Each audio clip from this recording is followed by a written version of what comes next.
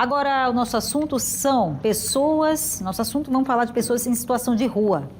Gente, 10 famílias que vivem há várias gerações no meio da rua, sem nenhum tipo de acolhimento do governo, nem da prefeitura, depois de várias tentativas sem sucesso de dar uma dignidade a essas famílias, agora é o Ministério Público de Alagoas que ajuizou uma ação civil pública para que essas famílias em situação de rua sejam finalmente assistidas. Vamos ao vivo com o repórter Leandro Santiago, que vai trazer informações desse impasse. O que exatamente o MP quer, Leandro?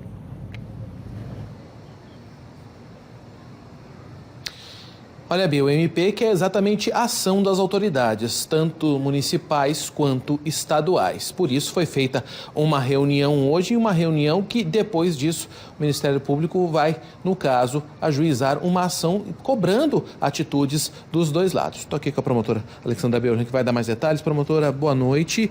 Uma ação que vai ser ajuizada porque o resultado da reunião hoje não foi satisfatório. Explica por quê. Boa noite. Essa é uma atuação conjunta com a Defensoria Pública do Estado de Alagoas, em defesa de pessoas que estão em situação de rua, grupos familiares que estão em situação de ruas há 3 ou mais gerações. Isso significa bisavô, bisavó, avô, avó, filho, né, pai e mãe, neto, bisneto, filho. Crianças e adolescentes. Já 4 gerações de crianças e adolescentes que cresceram na rua e seguem na rua. Isso evidenciou assim, uma gravidade muito grande da omissão geral de todos os poderes públicos. Nós fizemos uma reunião o mês passado, ouvimos parte dessas famílias. As famílias esclareceram assim, todos os percalços absurdos que nós, enquanto sociedade, enquanto poder público, deixamos que essas famílias passassem. E foi dado um prazo de 30 dias para que Estado e município apresentassem soluções concretas, rápidas, prazos, para que essa situação fosse contornada. Porque não é uma situação simples, demandaria uma atuação de vários entes, de várias secretarias. E hoje, infelizmente, nem Estado, nem município apresentou nada, nenhum plano objetivo, com prazos, com realização de direitos. A Secretaria Municipal de Assistência Social sequer compareceu à reunião. Então, isso diz muito sobre o interesse do município e do Estado em atender aos direitos dessas famílias que estão sendo violados há gerações, né?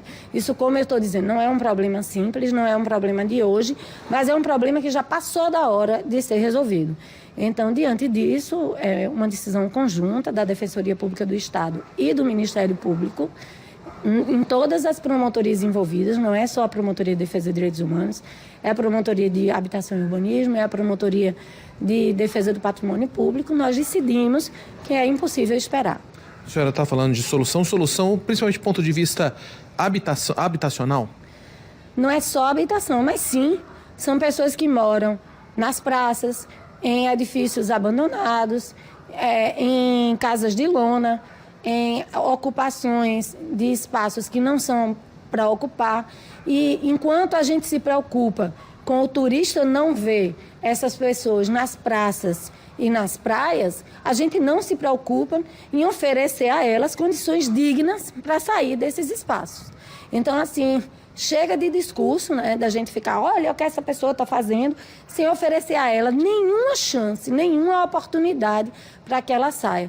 E para nossa surpresa, em que pese o município de Maceió tenha reconhecido no dia 10 de outubro que havia um déficit no orçamento da assistência social de Maceió de 30 milhões, fazendo uma suplementação orçamentária de 30 milhões agora em outubro, referente a 2024, mandou o projeto de lei orçamentária para a Câmara de Vereadores com orçamento menor do que o orçamento de 2024, ou seja, menor do que ele já reconheceu como deficitário e já suplementou com 30 milhões. Então, mostra um descaso total, um desrespeito total com a assistência social, com as pessoas em maior situação de vulnerabilidade, diminuiu o valor referente aos benefícios eventuais, o que significa o aluguel social.